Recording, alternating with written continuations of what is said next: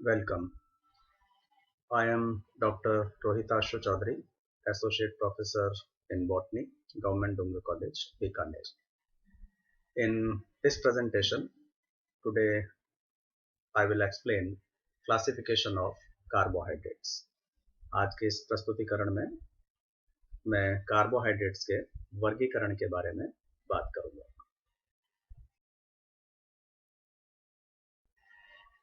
Carbohydrates are a group of organic compounds consisting of carbon, hydrogen and oxygen, usually in the ratio of 1:1, and include such well-known compounds as sugars, starch, cellulose, etc.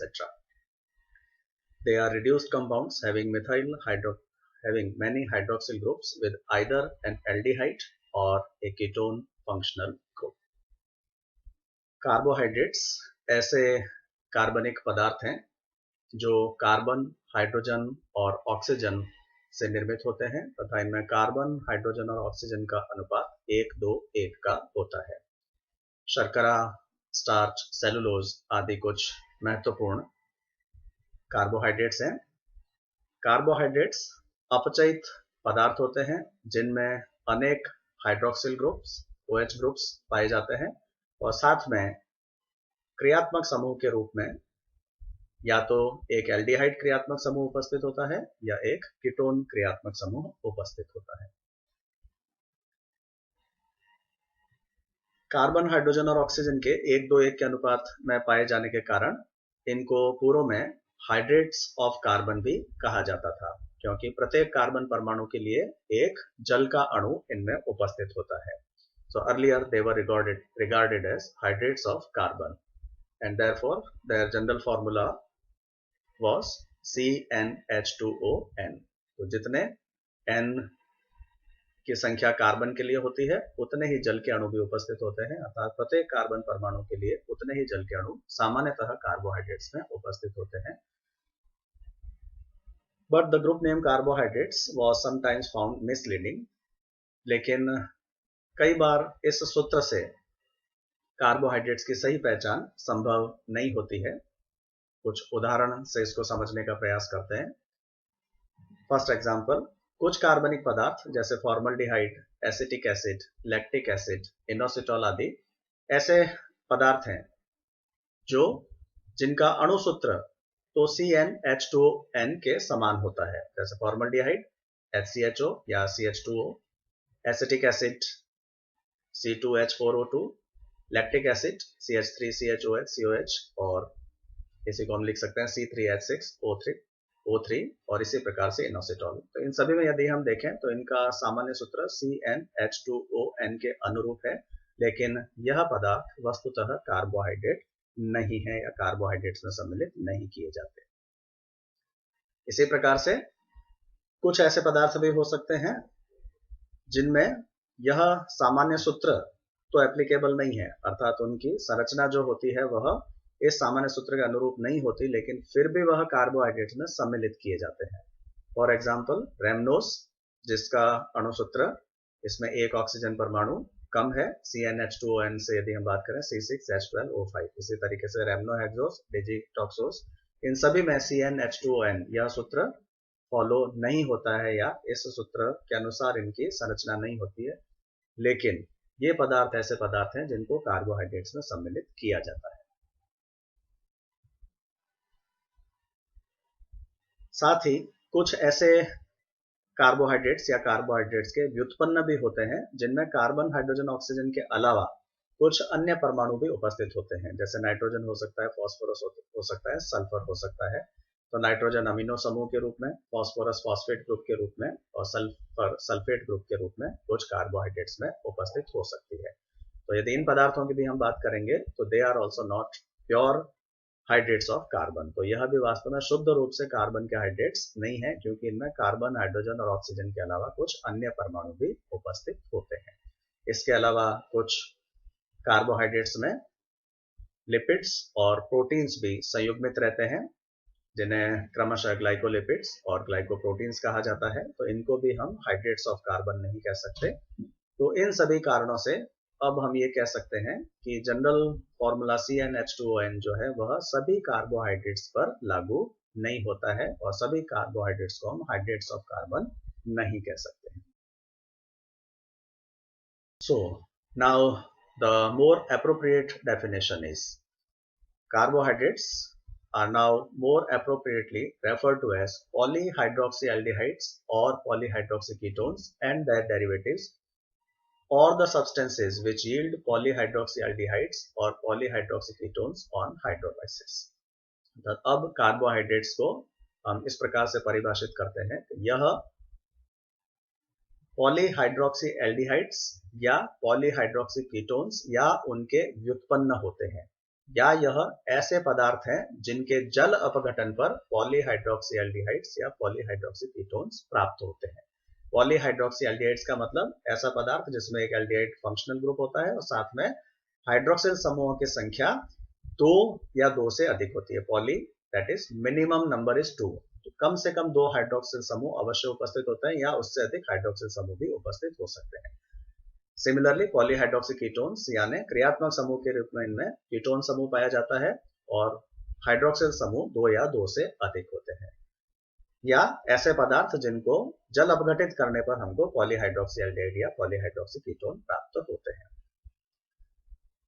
These are structures of simplest carbohydrates। यह जो 2 संरचनाएं प्रदर्शित की गई हैं यह सबसे सरलतम कार्बोहाइड्रेट्स की हैं। पहला ग्लिसरॉल्डिहाइड, दूसरा डाइहाइड्रोक्सी एसीटोन। तो स्मॉलेस्ट कार्बोहाइड्रेट्स भी हम इनको कह सकते हैं। कार्बन परमाणुओं की संख्या 3, हाइड्रोक्सिल ग्रुप्स की संख्या 2 और क्रियात्मक समूह के रूप में एल्डिहाइड समूह उपस्थित है।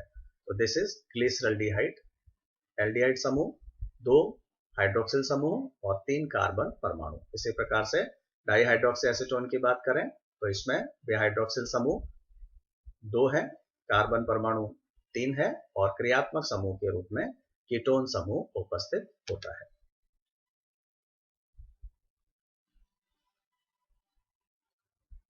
सिग्निफिकेंस ऑफ कार्बोहाइड्रेट्स, कार्बोहाइड्रेट्स का महत्व। The metabolism of carbohydrates is of utmost importance to organisms individually and collectively. Fundamentally, all organic foodstuffs are ultimately derived from synthesis of carbohydrates through photosynthesis. तो सबसे और पहला महत्वपूर्ण उपयोग जो है हम ये कह सकते हैं सभी प्रकार का कार्बनिक खाद्य पदार्थ जो है वह प्रकाश संश्लेषण की क्रिया के द्वारा कार्बोहाइड्रेट के रूप में ही निर्मित होता है। चाहे किसी इंडिविजुअल ऑर्गेनिज्म की बात करें या चाहे जीवों के समूह के रूप में हम बात करें, जितना भी कार्बनिक खाद्य पदार्थ जीवों के द्वारा उपयोग में लिया जाता है वह कार्बोहाइड्रेट्स के रूप में ही मुख्यतः सर्वप्रथम निर्मित होता है प्रकाश संश्लेषण की क्रिया के द्वारा।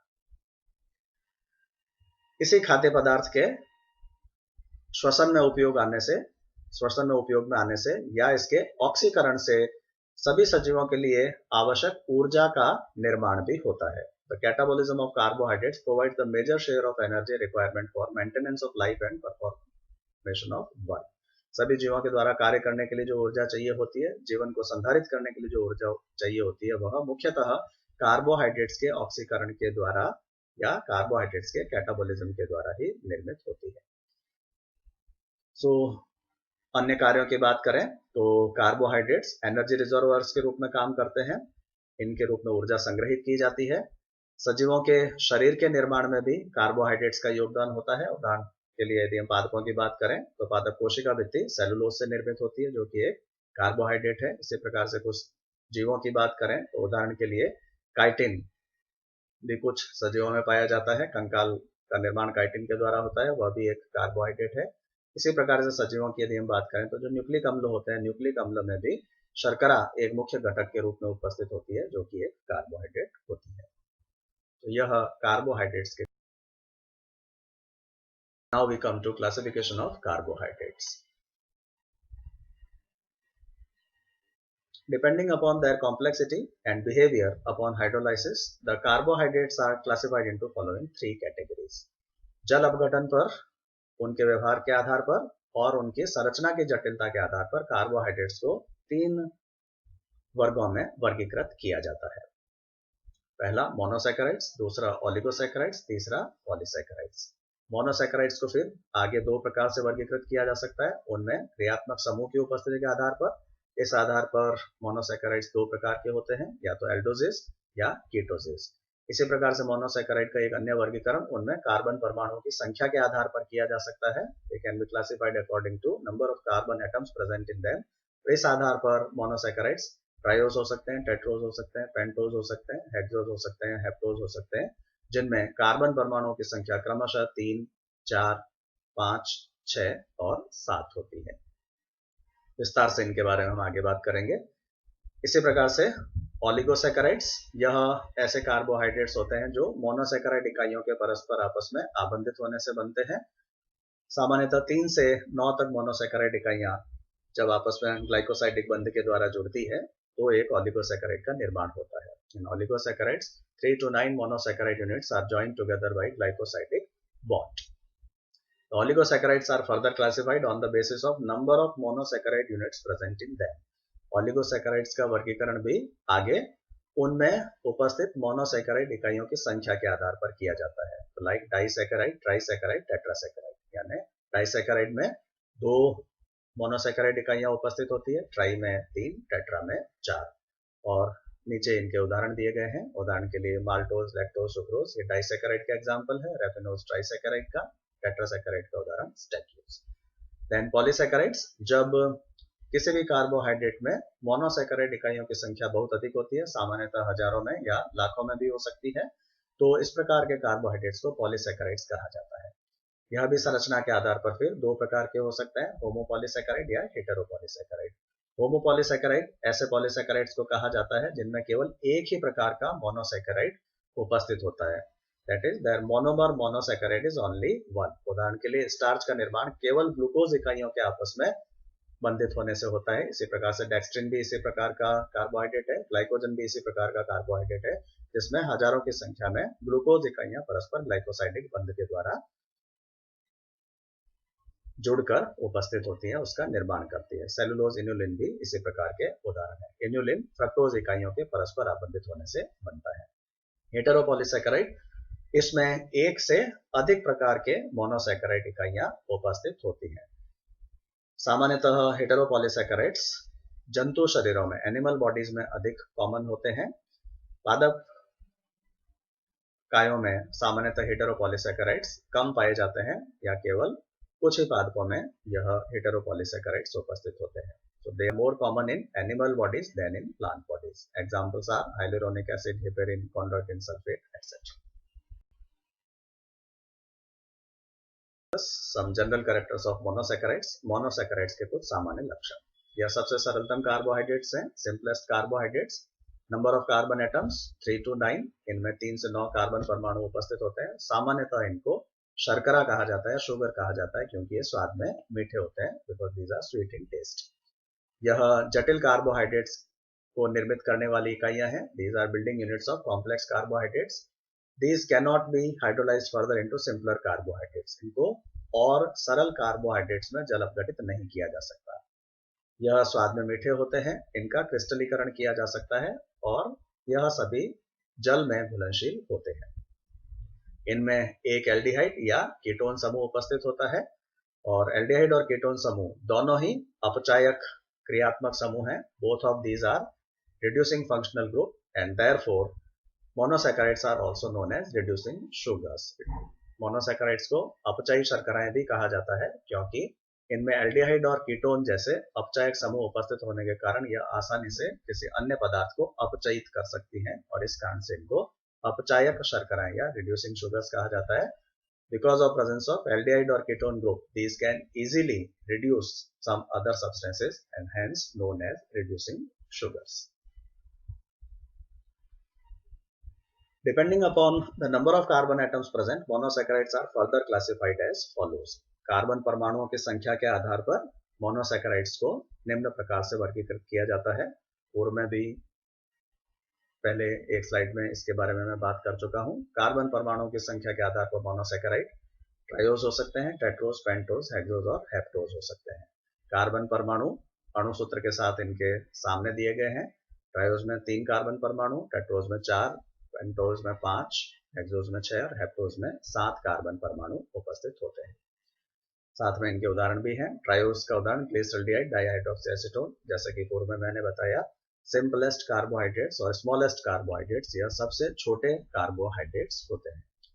Erythrose and erythrulose, examples of tetroses. Ribose, ribulose, xylose, xylulose, arabinose, all are pentoses. Glucose, fructose, galactose, mannose, all are hexoses. Pseudohaptulose is a haptose. On the basis of functional group present in monosaccharides, these are classified into two types. इनमें जो क्रियात्मक समूह उपस्थित होता है, aldehyde या ketone समूह, उसके आधार पर फिर इनको दो प्रकार से वर्गीकृत किया जा सकता है। यदि इनमें एल्डिहाइड समूह उपस्थित होता है, if they possess an aldehyde functional group, then these are known as aldoses, which is reducing center of this type of monosaccharides. और सभी एल्डोजेज में यह जो एल्डिहाइड क्रियात्मक समूह होता है वह कार्बन नंबर 1 पर यानी अंतस्थ स्थिति में उपस्थित होता है, टर्मिनल पोजीशन में उपस्थित होता है। जितने भी एल्डोजेज हैं उनमें क्रियात्मक समूह के रूप में उपस्थित एल्डिहाइड समूह हमेशा कार्बन नंबर 1 पर उपस्थित होता है, टर्मिनल पोजीशन में, अंतस्थ स्थिति में। So in aldoses, aldehyde functional group or reducing center is always present at terminal position at carbon number 1. aldoses के नाम के आगे ओज सफिक्स लगाया जाता है इनकी पहचान के लिए। तो उदाहरण के लिए ग्लूकोज, राइबोज, एरिथ्रोज, इन सभी में पीछे ओज सफिक्स है। तो ओज सफिक्स के द्वारा एल्डोजेस की पहचान की जाती है।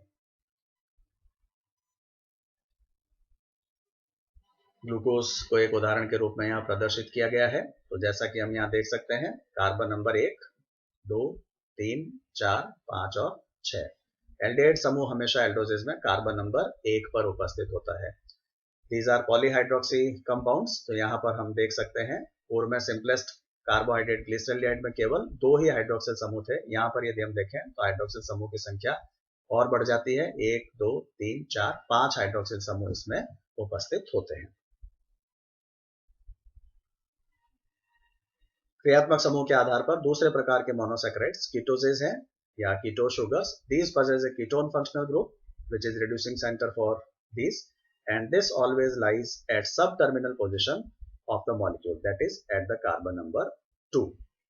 तो कीटोजेज उन मोनोसैकेराइड्स को कहा जाता है जिनमें क्रियात्मक समूह के रूप में या अपचायक केंद्र के रूप में एक कीटोन समूह उपस्थित होता है, और यह कीटोन समूह उप अंतस्थ स्थिति में पाया जाता है, यानी कार्बन नंबर 2 पर, यानी जो शीर्षस्थ कार्बन है उससे एक कार्बन नीचे उपस्थित होता है।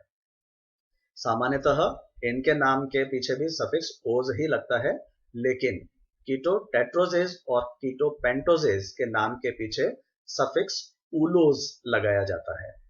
तो केवल यह कीटो टेट्रोजेज और कीटो पेंटोजेज के लिए होता है, ये ध्यान रखेंगे, जहां पर सफिक्स उलोज लगता है। अन्यथा कीटोजेज के नाम में भी सफिक्स जो काम में लिया जाता है, प्रत्यय जो काम में लिया जाता है, वह ओज ही होता है। Other ketoses have same suffix as aldolase, that is ose suffix. पर कीटो टेट्रोज और कीटो पेंटोज के नाम के पीछे जो प्रत्यय लगता है वह उलोज होता है। एक कीटो शुगर की बात करें तो फ्रक्टोज इज टिपिकल एग्जाम्पल। तो यहाँ पर हम देख सकते हैं क्रियात्मक समूह के रूप में जो कीटोन समूह उपस्थित है वह कार्बन नंबर 2 पर उपस्थित है। हाइड्रोक्सिल समूह की संख्या 1, 2, 3, 4, 5, इसमें भी 5 हाइड्रोक्सिल समूह उपस्थित होते हैं।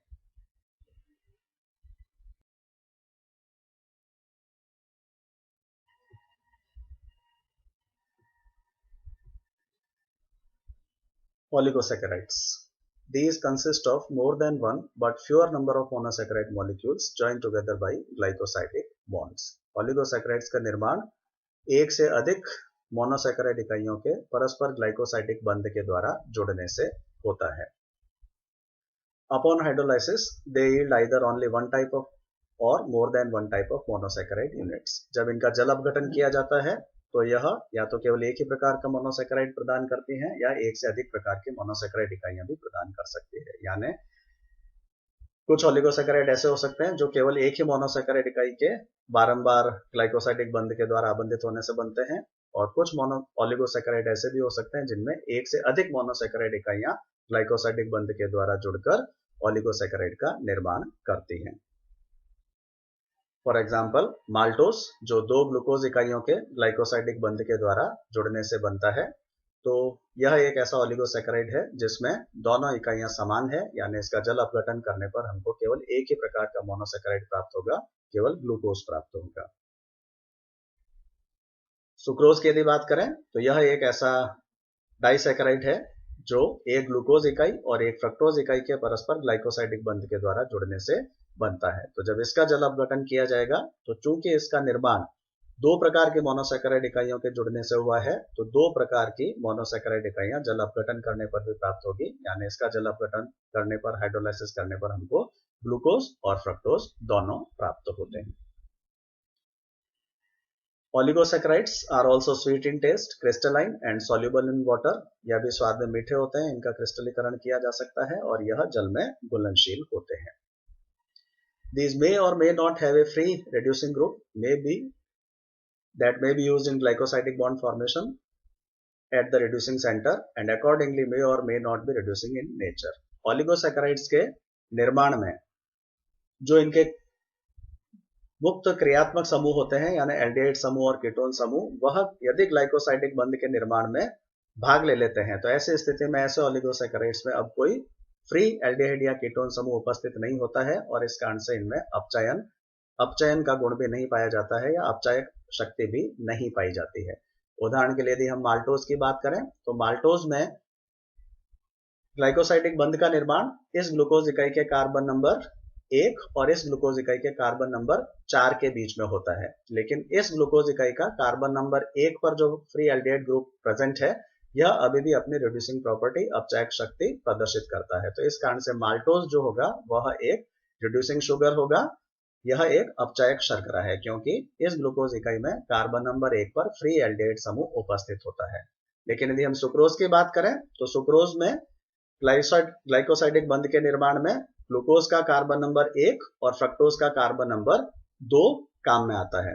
तो एल्डिहाइड समूह ग्लूकोज में कार्बन नंबर 1 पर उपस्थित होता है, फ्रक्टोज में कीटोन समूह कार्बन नंबर 2 पर उपस्थित होता है, यानी दोनों ही रिड्यूसिंग सेंटर जो है वह ग्लाइकोसाइडिक बंध के निर्माण में प्रयुक्त हो जाते हैं और इस कारण से न तो ग्लूकोज में अब कोई फ्री एल्डिहाइड समूह उपस्थित है और न ही फ्रक्टोज में कोई फ्री कीटो समूह उपस्थित है और इस कारण से इसमें अब रिड्यूसिंग प्रॉपर्टी नहीं पाई जाएगी और इस कारण से सुक्रोज एक नॉन रिड्यूसिंग डाइसैकेराइड है, इसमें अपचायक गुण नहीं पाया जाता, यह एक अपचायी शर्करा नहीं है।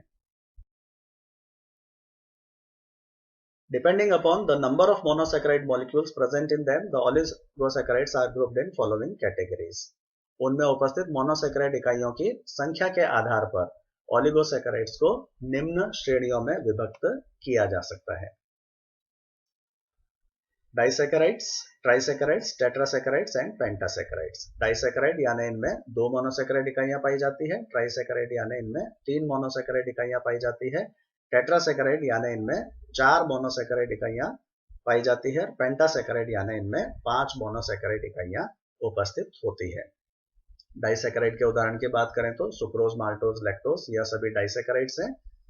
इसी प्रकार से ट्राइसैकेराइड की बात करें तो रेफिनोज, जेनशिनोज यह ट्राइसैकेराइड्स हैं। स्टेकियोज एक टेट्रासैकेराइड का एग्जाम्पल है और वर्बेस्कोज एक पेंटासैकेराइड का एग्जाम्पल है।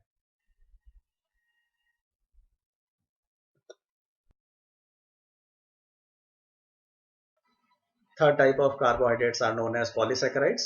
These consist of large number of monosaccharide units, hundreds to thousands, joined together by glycosidic bonds to form branched or unbranched chains.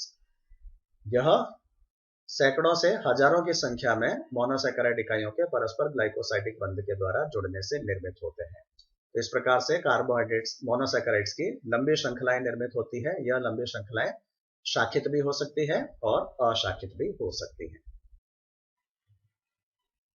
These can be hydrolyzed to yield only one type mostly or more than one type sometimes of monosaccharide units. यानी इनको भी जल अपघटित करते हैं तो हो सकता है केवल एक ही प्रकार की मोनोसैकेराइड इकाई मिले यदि पॉलीसैकेराइड का निर्माण केवल एक ही मोनोसैकेराइड के बार बार आबंधित होने से हुआ है, यानी इनके अंदर केवल एक ही मोनोमर होता है जो पॉलीसैकेराइड का निर्माण करता है। सामान्यतः जो अधिक कॉमन पॉलीसैकेराइड्स हैं वह इसी प्रकार के होते हैं।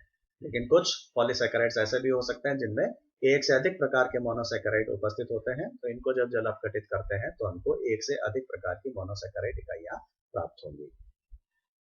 यह अमॉर्फस होते हैं, स्वादहीन होते हैं, मीठे नहीं होते स्वाद में, अतः यह वास्तव में नॉन शुगर्स हैं, यह शर्कराएं नहीं है, और अपने बड़े आकार के कारण because of their large size these are insoluble in water. कार्य के आधार पर पॉलीसैकेराइड्स को दो समूहों में वर्गीकृत किया जा सकता है। पहला, स्ट्रक्चरल और इनडाइजेस्टिबल पॉलीसैकेराइड्स, संरचनात्मक कार्बोहाइड्रेट्स या ऐसे कार्बोहाइड्रेट्स जिनका पाचन नहीं किया जा सकता हो। इनके उदाहरण हैं cellulose, hemicellulose, pectic substances, chitin, glycosaminoglycans, gum, mucilage et cetera. यानी यह पादप शरीर में या जंतु शरीर में संरचनात्मक घटक के रूप में उपस्थित होते हैं, किसी कोशिका का संरचना के रूप में या ऊतक की संरचना के रूप में उपस्थित होते हैं, और इनका पाचन सजीवों के द्वारा नहीं किया जा सकता है। The second category is storage और डाइजेस्टिबल पॉलीसैकेराइड्स। इनको ऐसे पॉलीसैकेराइड्स जिनको खाद्य पदार्थ के रूप में संग्रहित किया जा सकता है, they can be stored as food, और इस कारण से ये डाइजेस्टिबल पॉलीसैकेराइड्स भी कहलाते हैं क्योंकि इनका पाचन सजीवों के द्वारा किया जा सकता है। So these are present as stored food in storage organs of plants और animal cells. Examples are starch, inulin, glycogen et cetera. Starch जैसा कि हम जानते ही हैं पादप कोशिकाओं में इसी रूप में खाद्य पदार्थ को संग्रहित करते हैं। ग्लाइकोजन, जिसे एनिमल स्टार्च भी कहा जाता है, जंतु कोशिकाओं में सामान्यतः कार्बोहाइड्रेट्स ग्लाइकोजन के। On the basis of structure, polysaccharides can be grouped into three categories. संरचना के आधार पर पॉलीसैकेराइड्स को तीन श्रेणियों में बांटा जा सकता है, होमोपॉलीसैकेराइड्स और होमोग्लाइकन्स। जैसा कि नाम है, जब एक ही मोनोमर मोनोसैकेराइड के द्वारा पॉलीसैकेराइड का निर्माण होता है, यानी पॉलीसैकेराइड में केवल एक ही प्रकार की मोनोसैकेराइड इकाई उपस्थित होती है। उदाहरण के लिए starch, cellulose, glycogen, pectic acid, इन सभी में केवल एक ही प्रकार का मोनोसैकेराइड उपस्थित होता है। स्टार्च में केवल ग्लूकोज होता है, यानी केवल ग्लूकोज के अणु ही मिलकर के एक विशाल स्टार्च अणु का निर्माण करते हैं। इसी तरह से सेलुलोज का निर्माण भी ग्लूकोज इकाइयों के द्वारा ही होता है, ग्लाइकोजन का निर्माण भी ग्लूकोज इकाइयों के द्वारा ही होता है। पैक्टिक एसिड पॉली गैलेक्टुरोनिक एसिड है, यानी गैलेक्टुरोनिक एसिड की इकाइयों के द्वारा इसका निर्माण होता है।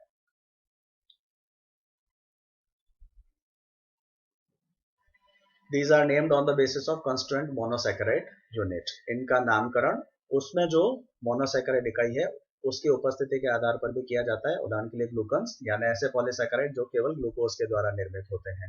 स्टार्च, सेलुलोज, ग्लाइकोजन, तीनों इसी प्रकार के उदाहरण, यानी तीनों ही ग्लूकन्स हैं। फ्रक्टन्स, यानी जो केवल फ्रक्टोज के द्वारा निर्मित होते हैं। उदाहरण के लिए इन्युलिन केवल फ्रक्टोज इकाइयों के द्वारा निर्मित होता है। जाइलेंस, जो जाइलोज इकाई के द्वारा निर्मित होते हैं। अरेबिन्स, जो अरेबिनोज के द्वारा निर्मित होते हैं।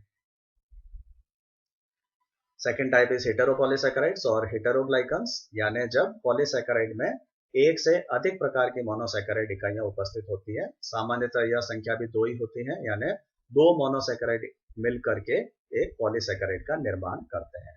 These contain more than one type of monosaccharide units, mostly two, and thus yield only one type of monosaccharide. Thus yield more than one type of monosaccharide upon hydrolysis. Examples are hemicellulose, pectins, glycosaminoglycans et cetera. तो यह सभी heteropolysaccharide के उदाहरण हैं। And then third type is conjugated polysaccharides और conjugated glycans. यह ऐसे polysaccharides हैं जो लिपिड्स या प्रोटीन्स के साथ संयुग्मित रूप में पाए जाते हैं। यदि ये लिपिड्स के साथ संयुग्मित होते हैं तो इनको ग्लाइकोलिपिड्स कहा जाता है। उदाहरण सेरिब्रोसाइड्स, गैंग्लियोसाइड्स।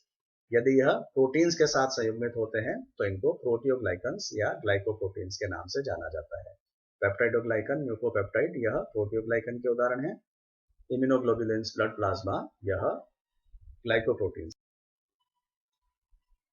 तो अंत में हम पॉलीसैकेराइड की संरचना की बात करें तो यह संरचना स्टार्च की है। स्टार्च जैसा कि हम जानते हैं दो घटकों से मिलकर बनता है, एमाइलोज और एमाइलोपैक्टिन। एमाइलोज ग्लूकोज अणुओं की लंबी श्रृंखला है जिसमें ग्लूकोज एक अशाखित श्रृंखला है, अनब्रांच्ड चेन है, जिसके अंदर ग्लूकोज अणु परस्पर अल्फा 1,4 ग्लाइकोसाइडिक बंध के द्वारा आपस में जुड़े रहते हैं। एमाइलोपैक्टिन भी ग्लूकोज इकाइयों के द्वारा ही बनता है। इसमें भी ग्लूकोज अणु आपस में अल्फा 1,4 ग्लाइकोसाइडिक बॉन्ड के द्वारा जुड़ते हैं, लेकिन साथ ही एमाइलोपेक्टिन्स में कुछ ब्रांच पॉइंट्स भी पाए जाते हैं, शाखन बिंदु भी पाए जाते हैं। तो amylopectin is a branched chain, has a branched chain structure. Amylopectin की संरचना जो होती है वो शाखित श्रृंखला के रूप में होती है, और जो भी ब्रांच पॉइंट होते हैं वहां पर अल्फा 1,6 ग्लाइकोसाइडिक बंध उपस्थित होता है, यानी ब्रांच पॉइंट का निर्माण जो होता है, branch point is formed by alpha 1,6 glycosidic linkage. इसी प्रकार से एक अन्य पॉलीसेकेराइड की बात करें, हेटेरोपॉलीसेकेराइड पेक्टिन, तो यह पॉलीगैलेक्टुरोनिक एसिड से सामान्यतः निर्मित होता है, लेकिन पॉलीगैलेक्टुरोनिक एसिड में कुछ एसिड ग्रुप्स जो हैं, कार्बोक्सिल ग्रुप हैं, वह मिथाइल समूह के साथ एस्टरीकृत हो जाते हैं। Some of the carboxyl group of polygalacturonic acid are esterified with methyl group, यानी कहीं पर तो मेथाइलेटेड एस्टर होता है और कहीं पर सामान्य गैलेक्टुरोनिक एसिड उपस्थित होता है। फॉर एग्जांपल यहाँ केवल COH ग्रुप है, यानी यह केवल गैलेक्टुरोनिक एसिड है, और यहाँ पर CH3 ग्रुप भी उपस्थित है, तो यह मिथाइल एस्टर ऑफ गैलेक्टुरोनिक एसिड है। अर्थात यहाँ पर इसका निर्माण जो है वह दो प्रकार के मोनोसेकेराइड से हुआ है, एक तो गैलेक्टुरोनिक एसिड और दूसरा मिथाइल एस्टर ऑफ गैलेक्टुरोनिक एसिड। इस कारण से पेक्टिन को हेटेरोपॉलीसेकेराइड की श्रेणी में रखा जाता है। So this is all for this presentation. Thanks for watching.